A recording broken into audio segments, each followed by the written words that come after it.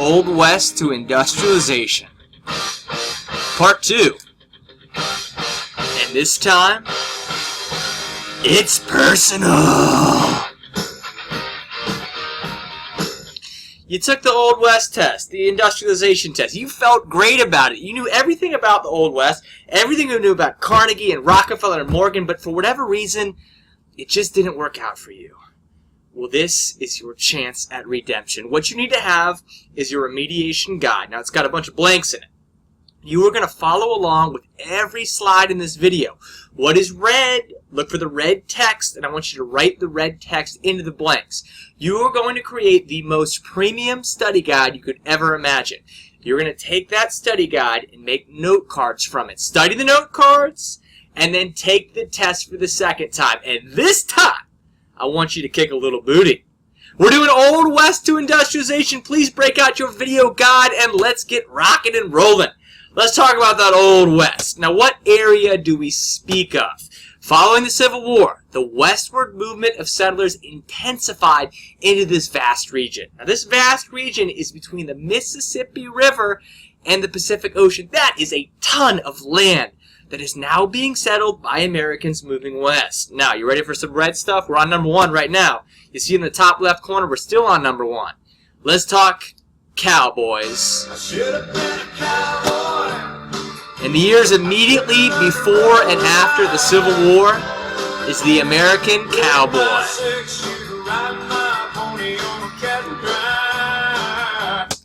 Marked by long cattle drives over unfenced, now write this word in, red word here, open, I believe my face is blocking it, open land to get cattle to market. The only way to get cattle to market. Now the cowboy would be put out of business by barbed wire. But you got to know that at this time, the cowboy was making a lot of cash getting those cows to market. All right, so the last test was about the Civil War, which ripped apart the United States of America. Now Americans are looking to heal. They're looking for new opportunities, and they're looking for land. Many Americans had to rebuild their lives after the Civil War. Please write in Civil War. It is red, so you write it in. Now, what are they going west for? What do they want? They want land, but they don't have a lot of money. So they need inexpensive, they need free land. And that free land comes in the form of the Homestead Act. The Homestead Act of 1862 gave away free, write this in, my face is blocking, free public land in the western territories for settlers who would live on and farm the land. The only thing you get is dirt. And you got to live on that dirt for 5 years. And if after 5 years you have settled it, that becomes your land. I'm talking about 160 prime acres in the Great Plains. This is giving away a ton of land. So who would go west? Well, you can think about people whose lives were ruined by the Civil War, and a lot of those would be Southerners. And if you were to talk about somebody from the South who had no rights before and had been ruined by the Civil War, that would be African Americans, which is why number three, Southerners, including, write this in, African Americans, moved west to seek new opportunities after the Civil War.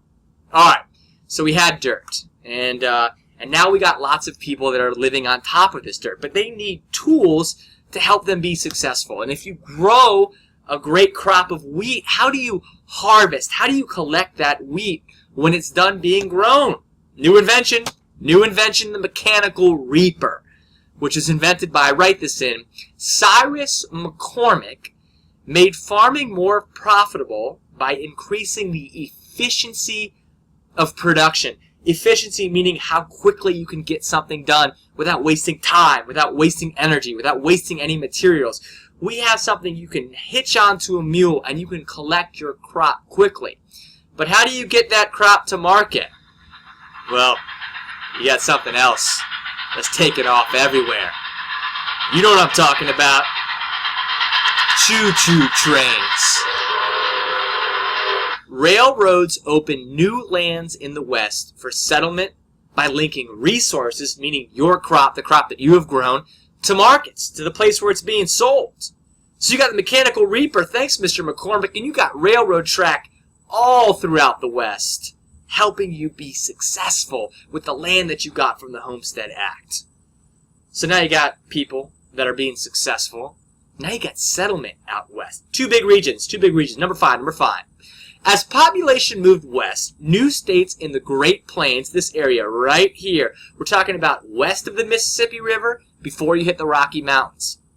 And the Rocky Mountain regions were added to the United States. Now, when we talk about the Rocky Mountain region, we're talking about states in which there is some part of the Rocky Mountains present.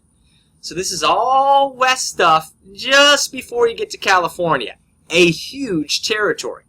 By the early 20th century, all states in the continental U.S., that means the U.S. besides Alaska, besides Hawaii, from the Atlantic to the Pacific, have been added. Now, that is great for the United States of America. Who that is not great for were the Native Americans who lived in that territory. This results in the forcible removal of Native Americans, which continued throughout the 19th century. As a reservation system is built and Native Americans are placed onto reservations. This happened as settlers continued to move west following the Civil War. That's the Old West. Now we talk about industry, the growth of industry. Number seven. The technological change spurred the growth of industry. So we have new technology, which makes it easier to build things. And that results in the United States industrializing. Now, let's talk about the big three. The three reasons why the United States economically transformed. Number one, the United States economically transformed because of laissez-faire capitalism. Laissez-faire, a French word meaning hands-off, meaning government, do not get involved in industry. You're just going to screw it up, so stay out. Laissez-faire capitalism in which the government had a limited role. The United States was almost totally laissez-faire, except for one thing. If you were a railroad company, you got free land around your railroad track that you built. So write this in. Though there were special considerations were made, an example were land grants for railroad builders. But this is an incredibly efficient way to economically transform laissez-faire capitalism. That's one reason. Here's two reasons. The United States transformed because of an increased labor supply coming from, write this in, the word is being blocked, immigration, and migration from farms. So you see more immigration from Germany, more immigration from Southern and Eastern Europe, as well as people leaving farms and going to big cities to work in these industrial plants. Hey, last thing. The United States is very blessed. Blessed with a lot of stuff. I'm talking about stuff under the ground and rivers. Third reason the United States economically transformed.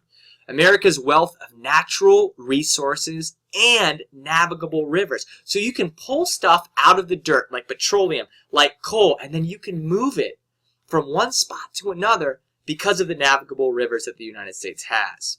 All right, so there's stuff, there's people, there's a system. We got laissez-faire, we've got migration and immigration, we've got stuff in the ground. What about individuals who transformed industry, who led their industry? Number 9, let's talk about number 9. Let's talk about Cornelius Vanderbilt. Cornelius Vanderbilt was the leader of the railroad industry. How do you remember this? Vanderbilt built railroads. He was a railroad consolidator. Put track together all over the United States, made a ton of money doing it, and helped the U.S. economy by linking all these railroad tracks. What about Andrew Carnegie? Write in Andrew Carnegie. He was in charge of the steel industry, and he used a new process to purify steel called the Bessemer process. He got that from Sir Henry Bessemer in Great Britain. How do you remember that Andrew Carnegie was in charge of the steel industry? Remember, Carnegie, car. Cars are made of steel. Are cars really made of steel? Absolutely not. They're made of plastic. Are we going to worry about that? No! Just remember, cars are made of steel. Andrew Carnegie was in charge of the steel industry. Still on number 9, 2 more industries. John D. Rockefeller was the richest man in America, and his industry was the oil industry. How do you remember that? Rocks are found on the ground where oil is found. Rocks on ground where oil is found. John D. Rockefeller, oil industry. And the last one, this very handsome man you see, is J.P. Morgan. J.P. Morgan was in charge of the finance industry. Money. he helped fund these gigantic oil industries or the gigantic steel business. How do you remember his name? J.P. Morgan. More. What did he have more? More money. Or, as you kids like to say, Mo. Money. All right, we got Rockefeller, we got Morgan, we got Vanderbilt, and we have Carnegie. We got 4 big ones. Now, how did these industries develop without getting sued all the time? Well, one way, number 10, is that major businesses benefited from new laws allowing more corporations, which offered limited liability. Meaning, you could get sued and lose your business, but you cannot get personally sued and lose your freedom, get thrown into jail. So more people wanted to take more risks because they had limited liability. All right, the electricity market is taking off. You got light bulbs popping over all over the United States of America. Where did that come from? Thomas Edison. Thomas Edison is the light bulb guy, and he is known for his work with electricity. Also, you've got the telephone. You got telephones that are popping up in households all over the United States. That was invented by Alexander Graham Bell, otherwise known as Santa Claus. So we've got industry. We've got workers. Some workers who feel like they're being violated by these captains of industry. And that leads to unions. Let's talk unions. What was the first big major labor union? Well, that was the Knights of Labor. How are you supposed to remember this? Think Knights of Labor, a knight. Knights are very old. Old like first. First major labor union was the Knights of Labor, and they were very popular, but they declined because of the Haymarket, write that in, the Haymarket Square riot, in which a bomb was thrown by an anarchist, not by someone in the Knights of Labor. But the Knights were blamed for it, and their roll went down. Knights of Labor are down. Unions also experienced other failed strikes. The Homestead Steel Strike, ooh, right in Homestead, think steel. Who's the steel guy? That would be Carnegie. Carnegie's plant had a strike that went against it. The federal government sent the National Guard, sent troops in to put it down. The other one was the Pullman strike, which was led by the American Railway Union. The American Railway Union was led by Eugene Debs. Please write in Debs after Eugene, D-E-B-B-S. How do you remember that Eugene Debs was in charge of the American Railway Union? Think trains, American Railway Union. So train starts with a T. Eugene Debs, E-D, T-E-D. You just remember the word or the name Ted, and you will always remember trains, Eugene Debs, American Railway Union, Eugene Debs. Beautiful. Beautiful. Hey, if the Knights of Labor declined because of the Haymarket Square riot, somebody must have taken over. The dominant labor union after the Knights of Labor were the American Federation of Labor. They were led by Samuel Gompers. Think SGA. Student Government Association? SGA. Think Samuel Gompers, American Federation of Labor. Samuel Gompers is in charge. You know, females were getting involved in this labor movement as well. A very successful organization was the International Ladies Garment Workers, right in Garment Workers Union, which successfully struck and got better wages and working conditions. Now, even though we talked about these failed strikes for the Pullman strike and the Homestead Steel strike, eventually, last one, 1414, despite these lack of success, labor unions were able to make gains in limited work hours and working conditions. That, my friends, is the end of this topic. Make your note cards, study them hard, and get ready for round 2. Because this time, it's personal.